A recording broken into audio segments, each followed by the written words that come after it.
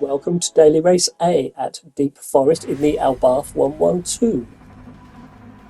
I'm on pole position with a time that put me 42nd in the world, which surprised me. I'm not quite sure how I did that, but here I start in pole, in second gear, allowing me to get off the line clearly with no traction control. Move up to third and head down into the first corner. It was a good start. Kind of braking slightly around the 60-meter mark. Now, the big thing, this is only my second race in this car. First lap is all about trying to manage and get used to the weight of the fuel in the car after doing QT. There I overcooked that corner a little bit and got a half a second penalty.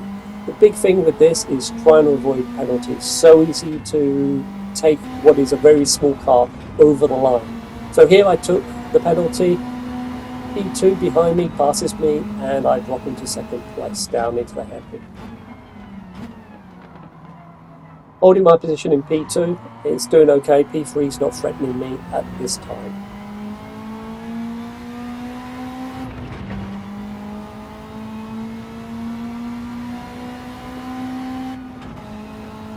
So I'm chasing down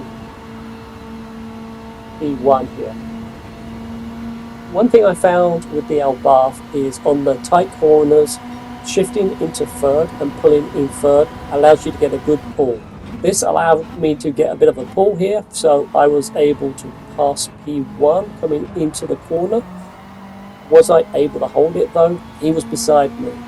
We were basically side by side on the corner, and he's got the inside line here. I can see him, so I kind of have to back off, let him take the corner while I drop in behind again.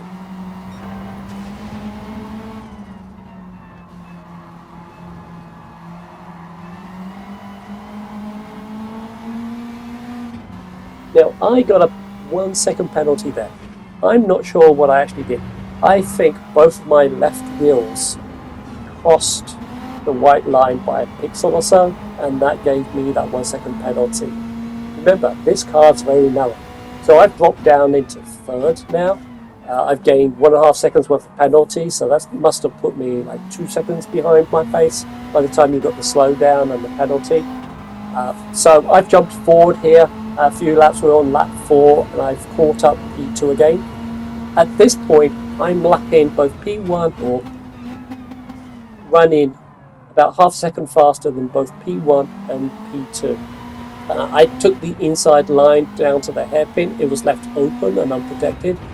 I went a bit deep on that one, but it worked out and there was no conflict. The P3 behind me now didn't do a switcheroo. So that worked out, and actually I got a pretty good pull in my third gear pull out of the hairpin, which is allowing me to gradually pick up on P1, who's probably about 3.3 of a second or so ahead of me at this point.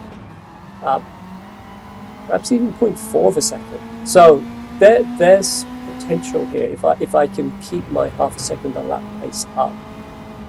Just got to be very smooth through these corners,